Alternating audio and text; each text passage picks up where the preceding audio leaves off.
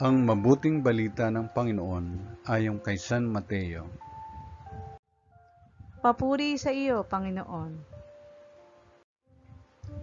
Noong panahong iyon, iniwan ni Jesus ang mga tao at pumasok sa bahay.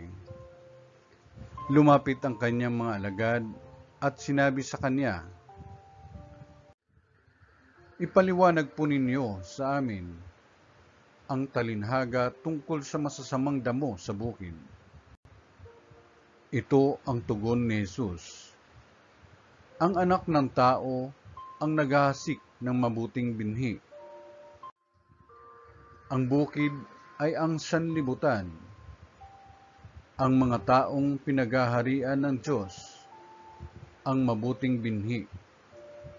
At ang mga taong pinaghaharian ng dyablo ang masasamang damo.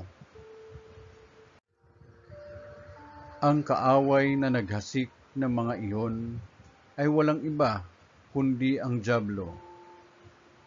Ang pag-aani ay ang katapusan ng daigdig, at ang mga anghel ang mga tagapag-ani. Kung paanong iniipon ang mga damo at sinusunog, gayon din ang mangyayari sa katapusan ng daigdig. Susuguin ng anak ng tao ang kanyang mga anghel at iipunin nila mula sa kanyang pinaghaharian ang lahat ng nagiging sanhi ng pagkakasala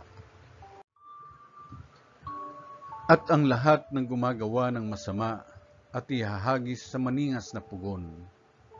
Dooy mananangis sila at magngangalit ang kanilang ngipin. At magliliwanag na parang araw ang mga matuwid sa kaharian ng kanilang Ama. Ang may pandinig ay makinig. Ang mabuting balita ng Panginoon. Pinupuri ka namin, Panginoong Jesucristo.